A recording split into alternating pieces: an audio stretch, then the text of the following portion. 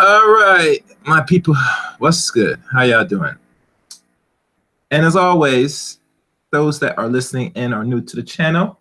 If you don't mind, hit the like button, give a comment, and always sharing. Sharing is caring, or I like to call it comment, subscribe, and like the video, like always. And I'll put it in the chat room so people that come in, they don't forget. So 1 second. All right. So let me do this right here. Hold on.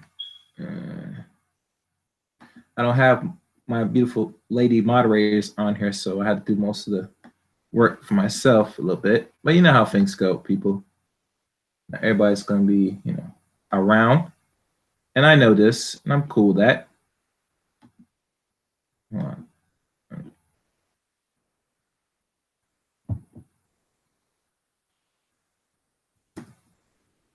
Let's check my message. Okay. Let me turn this volume down a little bit. I don't want to be distracted. All right, perfect. So let's get to it. I'm going to run some nice little clip audios. As you know, the subject for today's stream, it is titled Steve Urkel Effect, a look back in time.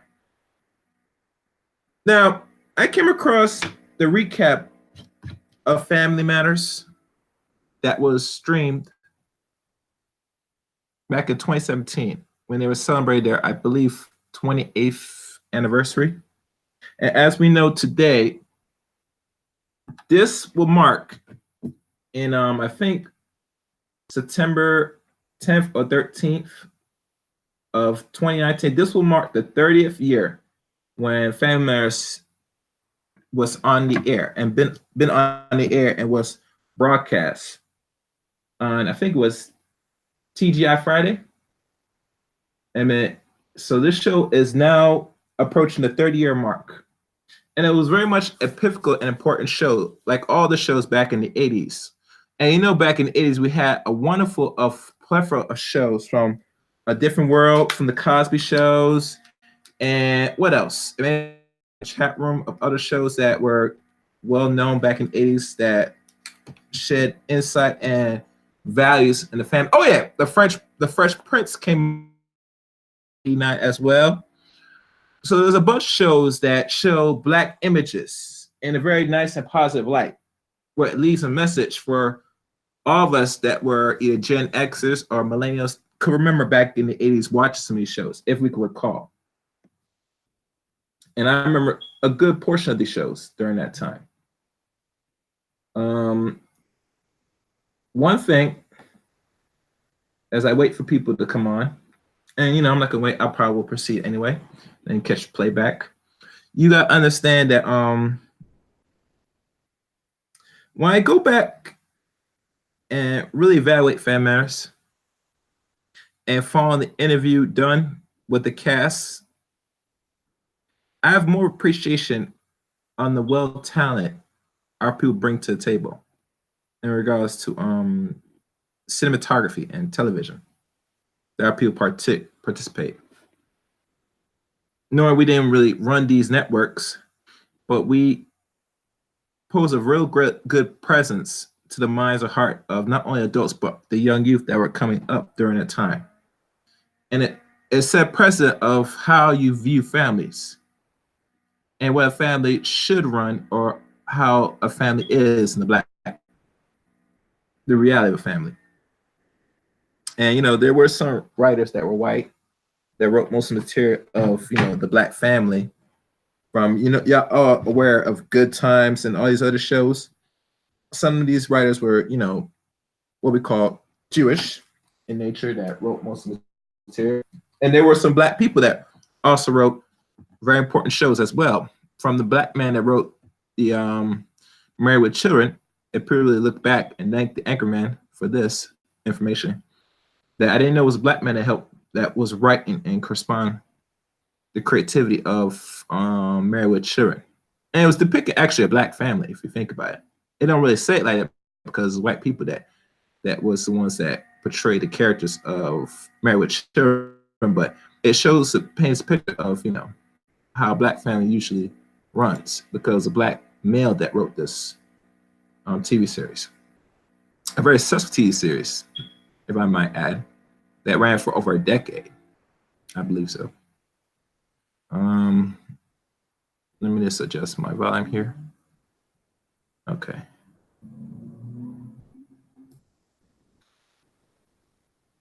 All right. So I won't be looking through the chat room much. I'll be looking time in, time out, and maybe I'll open the line after the end of this session. But let me play a few audio clips for you to get what I'm saying, to paint a picture. So listen in and enjoy. In the beginning, ratings were good, but not great. It was a charming show. It wasn't as funny as I think I would like it to be, but it had a central charm to it, which is often the most important thing. The show was still finding its way when creators William Bickley and Michael Warren sat down to write episode 12, Laura's First Date. In the script we wrote, it was about Reggie Johnson. The father set up his daughter for a date because he was afraid that she wouldn't get asked to a dance. It's just your basic parent issue. Laura is gonna get a date, I guarantee it. So we just sat down in a room, Michael and I, and tried to think of, okay, what's the worst possible date that a father could end up getting for their daughter? And we just designed a character that's rumored to have eaten a mouse that liked cheese and asked for it when he came into a room. We were just trying to think of the character that the daughter would least like for her father to have set her up for a party. Hi, Mr. Winslow. I'm Steve Urkel. Turned out that the hideous character turned out to be the most wonderful character that we ever invented. Is Laura ready for the dance? I was actually on my way out of the business. Now, before I continue this audio, I'm going to paint a picture here to show that they came up with this character, the same two men that expound on their names in the early parts of this clip I played, that they were finding a character to be somewhat hideous, but annoying in a way, and they couldn't really piece it together like that until they came across Jaleel White, and he's going to explain more on the story of the Steve Urkel, what I'd call the Steve Urkel effect. Business. My mom has it to this day. I signed an index card that said, "I promise this is my last year, and I'm not going to waffle back and forth." And I was actually on ice with my agent. When your agent pushes you on ice, it means that they're not sending you out anymore. But my assistant and my agent's assistant sent me out for this audition because I had braces on my teeth. So I made the conscious decision. I said, go in this room and never let him meet Jaleel White. And so as I was walking to the room, I remember I just started kind of walking like a geek and everything. And I was just like, hi, nice to meet you. did the voice. I have to tell you, Mr. Winslow, when my dad said you fixed me out with Laura, why, I thought I'd wet my pants. Bill White walked in the casting room with some sort of character that none of us had ever considered, and brought something to what was supposed to be a one-episode small role, and we were blown away. I've been about her since the first grade, but she always thought I was some kind of a freak. Go figure. I always tell people, I'm like, look, I was just 12-year-old black Ed Grimley impersonation. Oh, and to get to meet Pat Sajak, like I suppose you could do better than that. No way. Because it seems to me that he would be a pretty decent guy, I must say. But what's so funny about that series is because I'm African American at this time, people are not thinking that my influences were white. So what I was doing was coming off completely original. And Now, stop right there. Nobody was expecting how he's gonna come off as white. Now, mind you, this is in the late 80s. And when I think back, when most people talk about the geeky, dorky type shit, they refer back to this TV show, Family Matters. Because I can't remember it right now in the last over 30 some years. And I don't remember much TV I used to watch back then of a character like this one that Jaleel White created. It was not these writers' scripts that created. He actually came in with this persona. He created the Steve Urkel. And to know say that he created out of this thing by take a bunch of characters and combine in one, made him different out of the bunch through that casting couch to bring a different element to the table. But I'm gonna continue the audio and let y'all hear for yourself. And I think I booked the job within 24 hours. I hope you don't mind if I stay a while. My parents told me not to come home till 10. People would ask me about it, you know, when I said we were a good soup.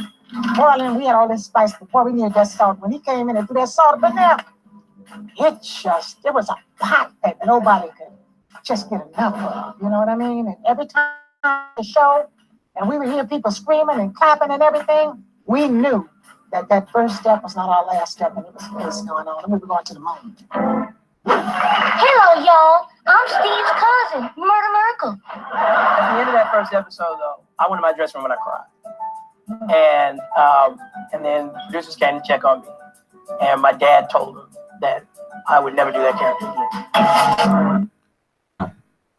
As y'all know, and I'm gonna continue playing the audio so y'all can learn something from this.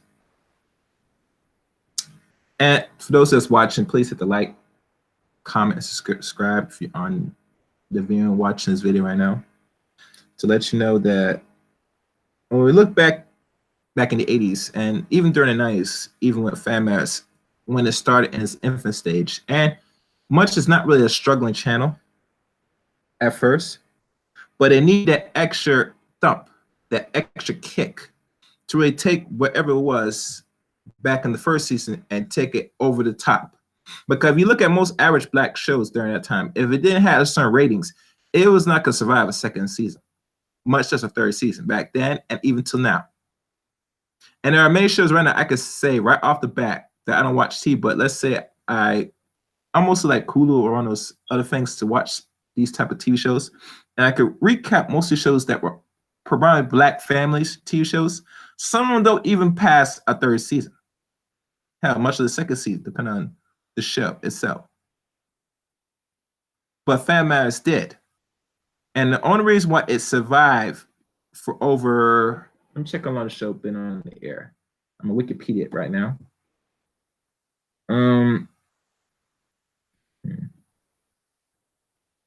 Okay, Family Matters.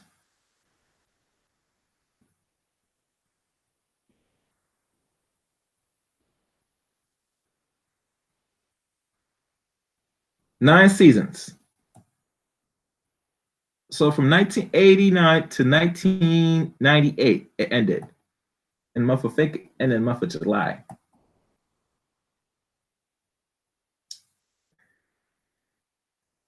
And from what I'm seeing, that's almost a decade. And it could have probably gone a little longer, but as you listen on, you'll see why it did really, it started to fade out. So let me continue playing audio.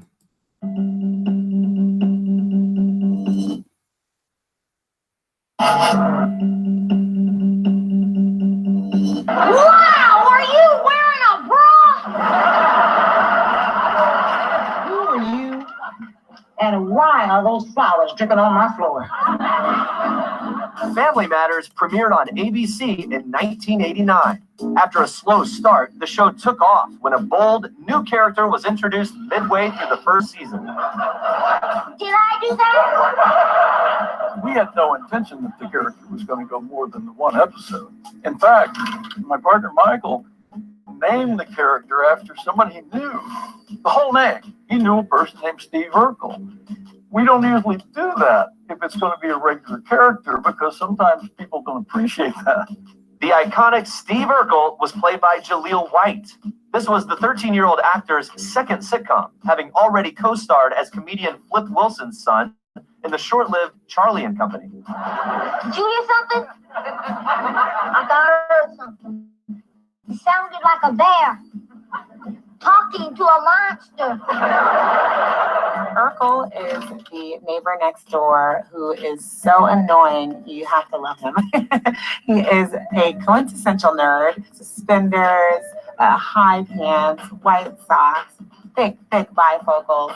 He's that guy. Hi, Laura. I hear you can't get a date for the dance. So the first episode, Laura actually wanted this one kid to ask her out. You can forget about Mark. He's gonna ask Joe Beth Hensley. And I was just this thing getting in the way. Did I mention my dad knows Wayne Newton? And Carl took it upon himself because he thought Laura was having a hard time getting a date to the dance, to ask me without ever asking. Did you ask like my father or something you called? Something like Yeah, and without ever having seen me. Does your son, Steve, by any chance happen to have a date to the party tomorrow night? So he hooked her up with the school nerd on his own volition, just trying to do the right thing. And then I remember I came through the door and I just kind of did this thing, in the doorway with his flowers. Hi, Mr. Winslow. I'm Steve Urkel. And again, it was a deliberate motion. Like I did this thing when I introduced myself, and Carl gives this look. It's just like, what the hell have I done? And at that point, I just became in the first episode something to hide, in the house while we get Laura on the date with the real boy who, she wants to go on. Why don't you go in the kitchen there and wash off the roots? Good idea, Mr. Winslow. And I think our chemistry immediately. Yes. Excuse me. What have I done? Anyway, there was a frat there that night. And, everybody wasn't social media back then. Sometimes they used to have to corral people to come watch tapings of television shows that weren't hits yet. So I don't know what was in it for this particular frat, but it was like all white guys from some college in here in the Southland. And they started chanting the character's name in between the scenes that I wasn't in. What's your name, sugar? Steve. After that weekend passed, got a call from the producers, and they said they were bringing me back. And over the weekend, they made a deal with my agent for the rest of the season. And after that, it's just. And why does Steve Urkel dance? All you have to do is hitch up your band, bend your knees and stick out your pelvis. I'm telling you, baby, it's better than anything. Urkel took off like a rocket in pop culture. He was actually probably like the first nerd chic. There was nothing chic about him, but there was so much merchandise built around how popular his character became. In the 90s, you pretty much couldn't go anywhere without running into Steve Urkel in one form or another. They sold Urkelos at the grocery store. They sold Urkel talking dolls at the toy store. Ruby, this is the Urkel doll. Got my look, my So basically, you could not get away from Steve Urkel. Even if you didn't watch Family Matters in the 90s, you knew who Steve Urkel was. Did I do that? Urkel's catchphrase that you can't forget. Did I do that? Did I do that? I don't even do it justice. It was so annoying. But did I do that was huge. Everyone. And to let everybody know, people know about certain things. For any character you create, whether it's persona or something you want to write or to display on television, you always have to create a certain catchphrase. A certain, just like a certain, and something that separates the person from the artist. And one thing that's what I want everybody to take out of this video. Did I do that was the most famous catchphrase, Jaleel White's character, Steve Urkel. So anything that people will recall back to him, they're always going to reminisce that word, that I do that, because he created that. And that's what makes him stand out of all the other, I would say, television celebrities or actors.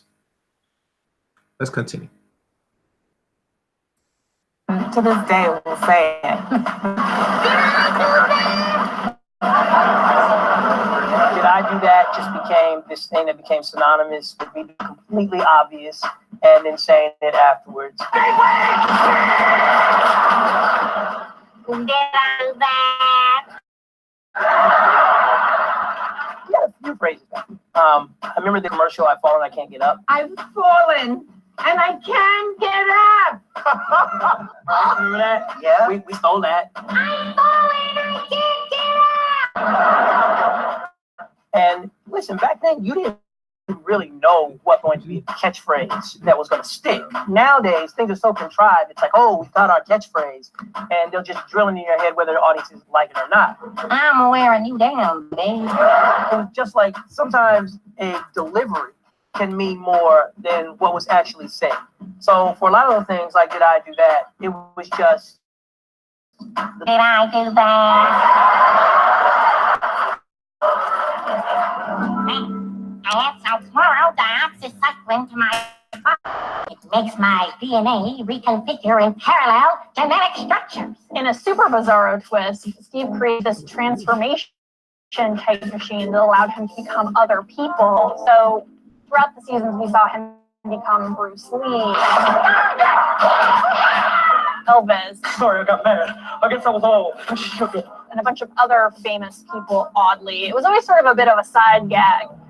But once again, I think it stretched Jaleel White to become all these different characters. As far as the characters were concerned, it got to a point where it just got preposterous. It just got to the point where it was just like, yeah, you're going to play Albert Einstein, you're going to play Bruce Lee. It was just one after the next. And Myrtle was an interesting journey for me. Because as an actor, though, I always believed that if I believe it, they'll believe it. So I had to be a girl. Hello, y'all. I'm Steve's cousin, Myrtle Urkel. And I was, sometimes I even take offense a little bit, but I chill. I get it. When certain people always, they go to the place of, oh, they always have to put a black man in a dress or whatever. It was like, nah. There are certain performances, that are just, just classic performance. You did a darn job. And so I committed to it. Eddie, that name rolls off my tongue like honey. And at that age, I was concerned that my friends at school were going to make fun of me. Because again, I'm that athlete first. But once I commit to something, I'm in. I'm locked in. Ooh, Fox. But he did it so well. He had me going like this. One character he was in love with my daughter, the next one he was in love with my son. I was going back and forth. But when he sat at the table, he was so convincing because one episode I was painting his nails and he was saying, "But Harriet, But have you ever thought that, well, maybe Eddie, or maybe you're not his type?"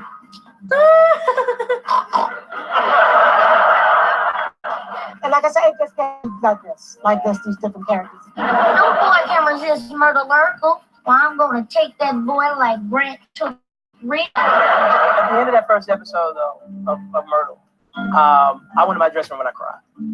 And then producers came to check on me. And Dad told me that I would never do that character again. Because I was too worried. And I knew I had done it so well. Like, damn, they definitely gonna make fun of me at school for this. I mean, I'm full. I'm like, I had gone there. What are you doing? I'm your dream come true. You're a nightmare. Now go home. And ironically, when I did go to school, that's the first time I did it, no one made fun of me. Everybody just thought it was absolutely hysterical. So sometimes it's kind of interesting how we heap these societal concerns on other people that are not even experiencing that at all. Everybody at school just thought it was a great performance. What's going on in here? Unfortunately, not much. So I had too much pride at that point, at that age, to go back then and say, hey, I want to play it again. To continue chasing after you would be humiliating and unworthy of an Urkel. I, sir, a lady. And so it took about 2 to 3 years in between. And I was just kind of bored, just random on a lunch hour. And I went into the writer's room and I said, if you guys want to do it, yeah, good. And I remember they just cheered.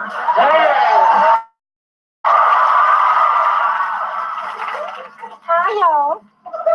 They shot in the arm. At that age, I was starting to get a good idea for what were going to be good, sweet episodes. And I just felt like we needed the shot. And that's how Myrtle came back. But make sure to save room for dessert. What's for dessert?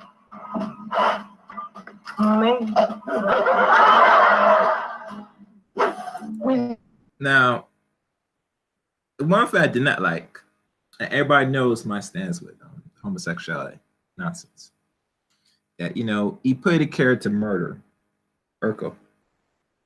And to find this, that his views on it, he I guess playing a role, even to the point where he said he has no problem playing a role. Obviously, those people that the writers, producers that, you know, that are non-black, they're gonna be thrilled to know that you want to play that role, because they have a disdain affection to see a black male or a black boy during a time when he was a young man at the time in a dress. And I can't recall when this so-called revolution where you see black men wearing a dress an all-time high. I would say most of all this started to really kick off during the 90s.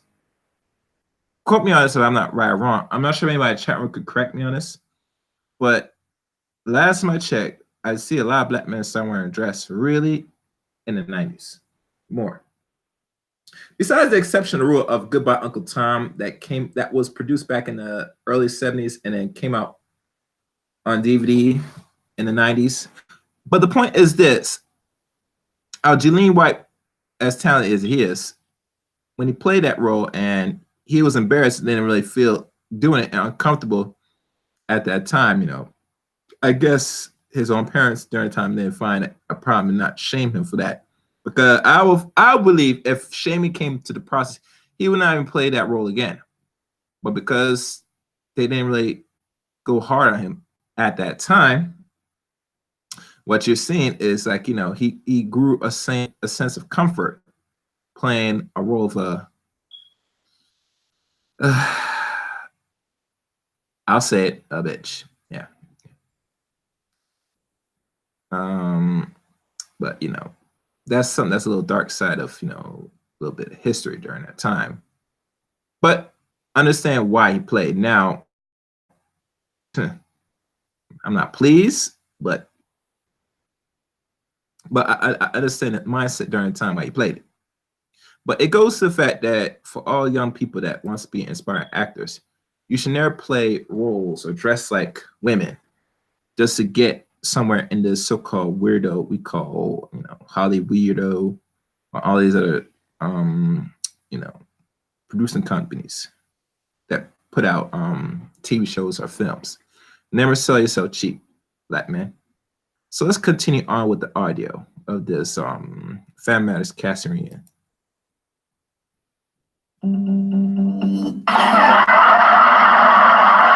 So right, Albert, it is what it is. Hi, Laura. What Family Matters premiered in 1989, and by season 2 was a huge hit for ABC. Hi, welcome to TGIF. For 6 straight years, the show kicked off the network's famed TGIF lineup. And I wasn't sure that Family Matters would be successful until the character of Steve Urkel started rolling. Did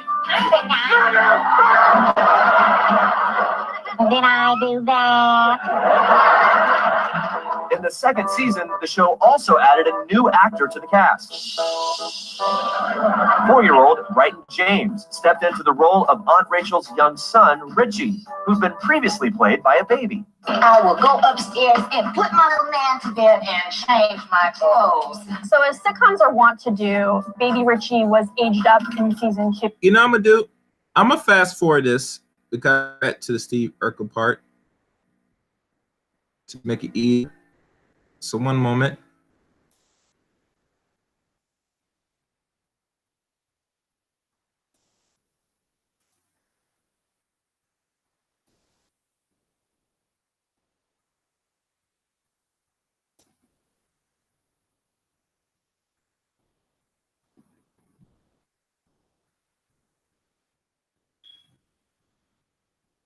Okay.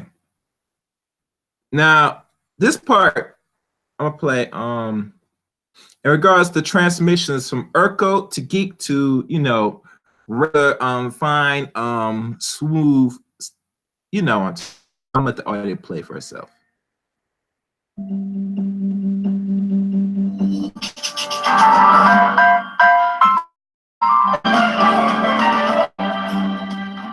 did 215 episodes, and there's certain episodes that really just stand out for me. I enjoyed the quilt. My favorite episode was the quilt. Laura, you didn't sew your grandmother's quilt.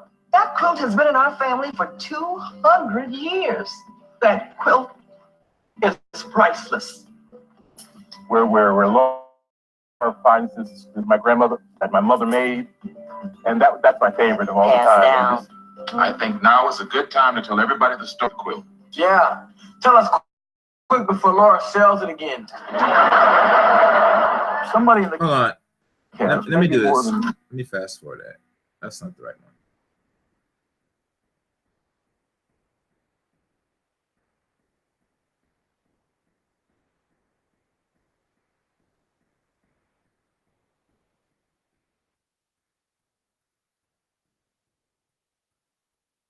Okay.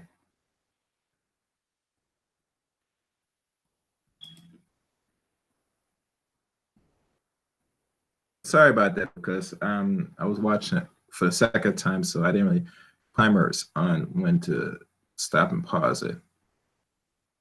But here's the part where, you know, he went from Stefan Urkel. Steve? To feel that with him was stood out.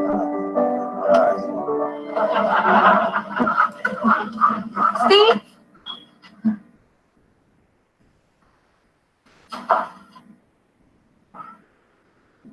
Steve? Steve who?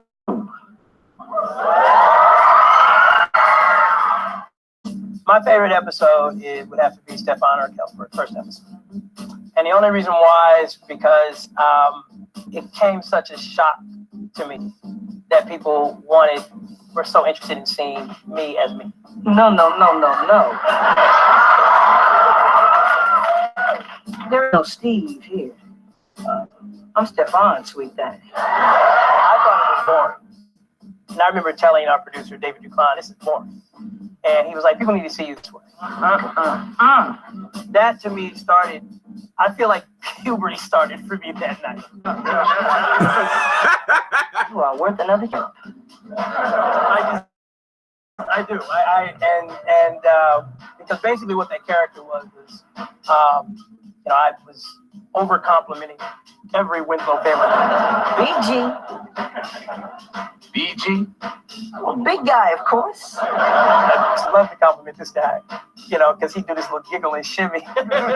Hey, are you losing weight? Turn sideways. Uh-oh, where'd you go? You don't even remember. I remember. Are you even there? Are you Reggie? Was I there? Yeah, right. But I love that episode because when I hit the door, and to this day, I've never seen such complete shock and awe and screaming from people in an audience.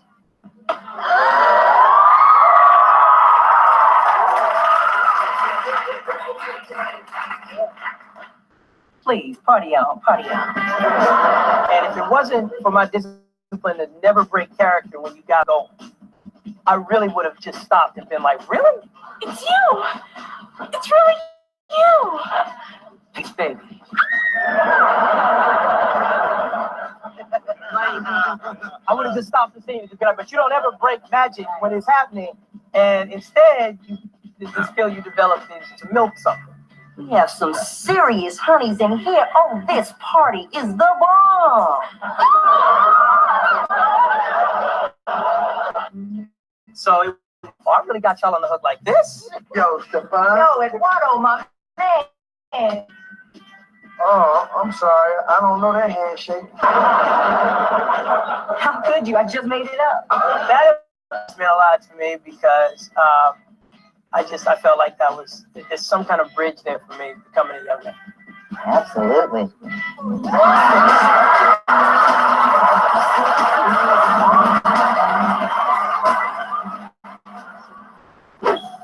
I mean, when I say I want to take that show, I want to take that show. Every scene, I nailed it to the best of my ability.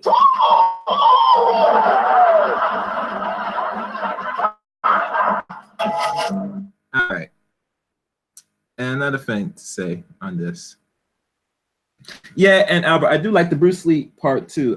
I think all of his personic characters from the robot, from the Bruce Lee to the Elvis to the Stefan. The Bruce Lee one is pretty nice. I ain't gonna lie, especially the fight scenes. But more than the fact that and the part I want people to get out of this is the talent of Jaleel White and the character. Not only is Urkel, but he is able to go beyond this character. Everybody's still gonna like Steve Urkel at the end of the day, but one thing, if I had to take out of Family Matters, is how he's able to mix up to keep you surprised and shocked. Even him, when he created Stefan, was even a shocking in itself to bring like another persona of his great talent. Very talented actor indeed, though. I think he does film producing now, but I'll double check his bio maybe next time. Let me continue. I will say this, and the reason why I'm going back in time with this to show a point, but I'm gonna tell you at the end of this reunion. Let me continue playing.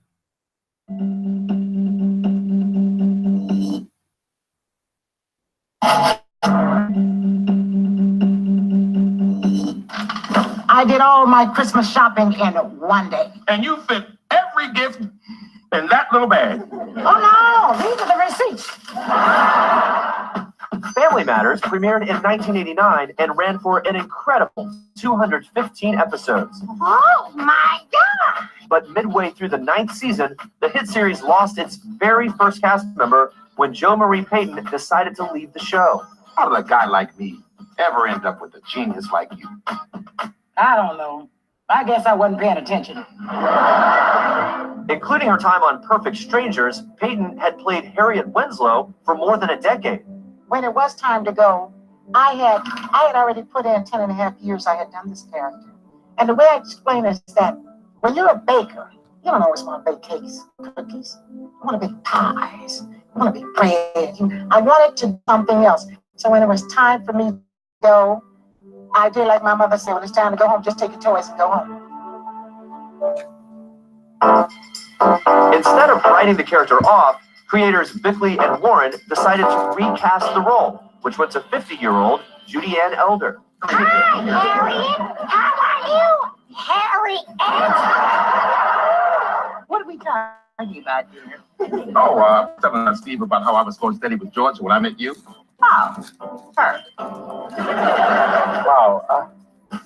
It was hard for me to, after 9 years of doing something with one person, it's like getting a divorce and then marrying somebody else. It was weird. I mean, honestly, I can just say, like Reggie said, I mean, no disrespect to Judith who came into play. I felt like my mom was gone. You'll always be beautiful to me. It was hard. And I'm glad that she's here today. In the end, Peyton only missed out on 15 episodes because after 9 wildly successful seasons, Family Matters finally said goodbye in 1990 with a 2-part series finale. It's a long-standing Urkel tradition to wait 3 months before consummation. But Steve. Okay, you talked me out of it. I mean, really, honestly, the last episode was really emotional, I think, for all of us. I remember the last episode very vividly. Very vividly, actually. What I remember most about the show is I want to take the show. I mean, when I say I want to take that show, I want to take that show. It was like every scene, I nailed it to the best of my ability. The International Space Program has chosen you to be the first student in space.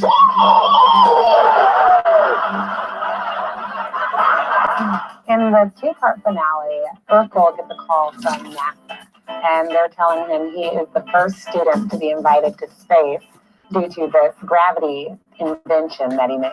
What's the matter, Houston? Well, the AGF 5000 has thrown a satellite off course. Where's it headed? Right at you. While in space, Urkel's gravity machine causes a satellite to go out of its orbit, and it actually shoots into the spaceship that Urkel and his fellow astronauts are on. I hope this baby has airbags. And it's looking a little scary. It's like a little bit of Apollo 13 happening in this episode. The Explorer is spinning out of control, and I'm about to blow chunks. All right, Steve.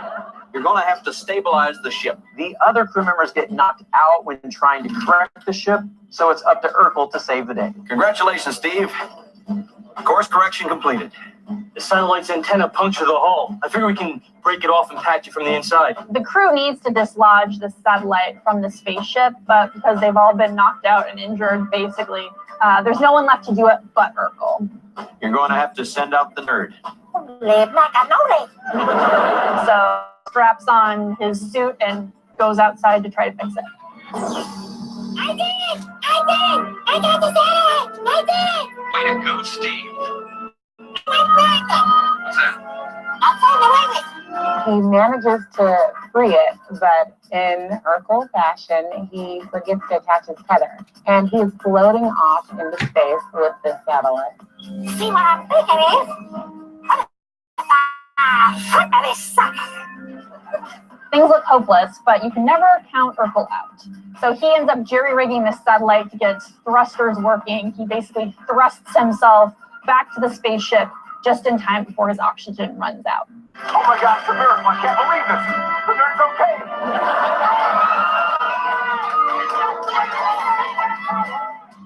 He is welcomed home as a hero, and everyone is so happy to see him, including his future father-in-law, who hates Urkel. He always had. I have told everybody at work about my future son-in-law.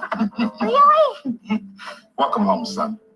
Thanks, Dad. But having him back and safe and sound, he's very, very happy, and it's a big moment. Like in a welcome home kiss? One condition. Well, what's that? You'll never go into outer space again. Only when we kiss, Farley. Only when we kiss. And then I just remember at the end of the show, it was like Kelly and Darius are there, and we're about to go out for outros to say bye to the audience. And it was like that's when I broke. That's when the tears started. I think I experienced it a little different. Like I already knew that I would miss seeing you guys. I knew that that my life would be different. I spent probably 42 weeks a year at Selma's house during the weekends. She was like my other mother. Jo Marie, you know what I'm saying? These people are family. And to not have that that same amount of time and energy with them was difficult for a long time. Everybody! All right. And that was good. And there you have it, people. Family Matters, 1989 to 1998. Or I like to say 1989, and we're now in 2019. A recap, not on the whole entire show per se, but just the Steve Urkel effect and what Jaleel White brought to the table. And I'm not discrediting all the other cast members of Family Matters. They did a very excellent job. I give them credit for the works, their efforts, and their contributions in making a TV show like this. And you know, my reflect on a lot of shows that I used to watch. Some that were good, some were bad. This is one show that when I came across my time stream looking up and I found this, and I watched it for the very first time, I had to sit back and really appreciate how during back then, and even now, how the family structure of Black America, especially us people in America, how we come a very long way.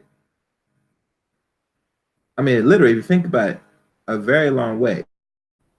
And for what a system has done to our people was very sadistic, but it's expected because in warfare, the whole premise is to always win by any cost. And one that is non prevalent during the time Black people, especially in the West, we call America, they hold certain values. Today, I would say the values today, as we really be honest, has really been gone. And the only future I see for people here in the West, we call America, the Negro man and Negro woman, they're going to have to start reclaim and go back to things that really did work. But other than this, if you look at Family Matters and the works of the cast, especially Jaleel White, he brought a different element to the table. He really was one that innovated and brought the stereotypic type of the dork, the nerd. And when I find that a lot of people today using these terms, the Pookie and Ray Ray and the lames and the nerds nonsense, we have to really think critically, who really created this? Because if you look at the end of that season, Steve got his girl. It took him a while, but then he got his girl. And I think, now this is me now, why he got Laura is because Laura, during her development, I mean, they live in Chicago now. During her development, she always was trying to chase, the so-called good-looking dude, the ones that, are appealing look-wise. But as she get older and hold on.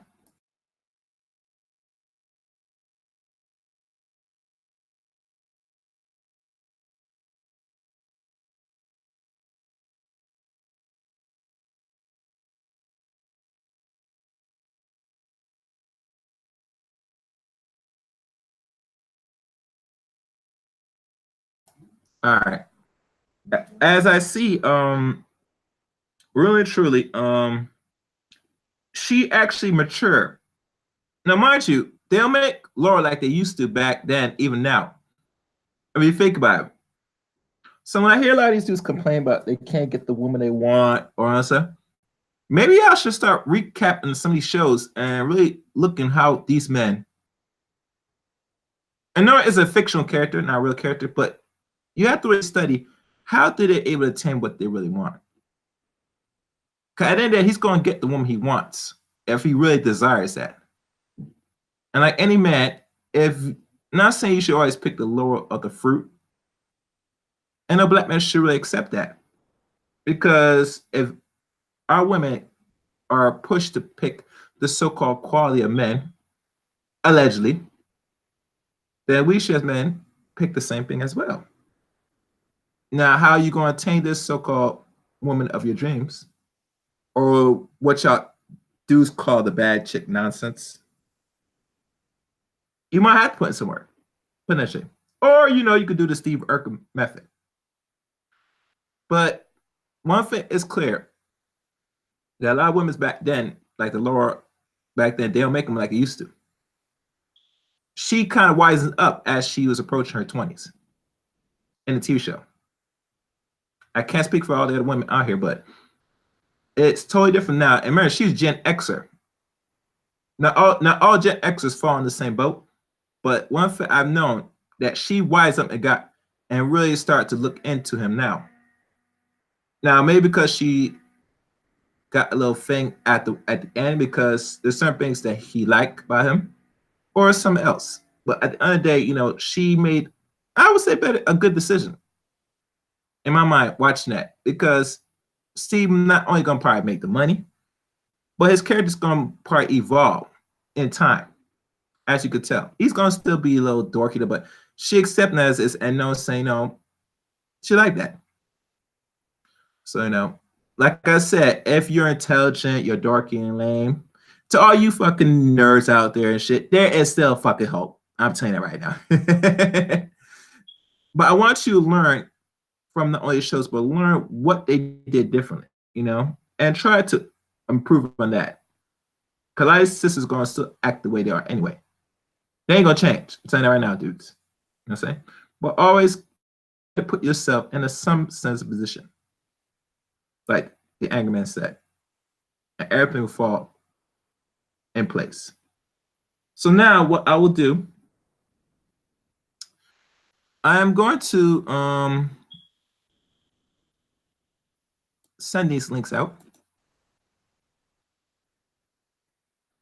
and see who wants to give their take on the show.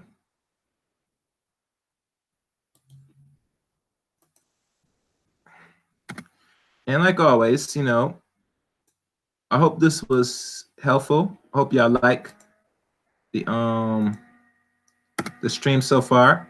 I tried to do something different today in regards to what to talk about.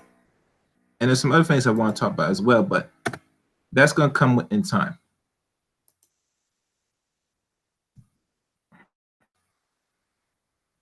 Oh, you find it helpful, Albert? I'm glad you did, brother.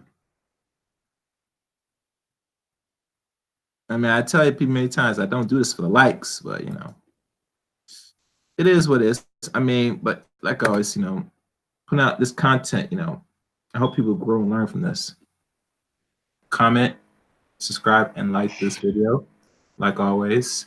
To the next stream. But other than that, let the chaos reign.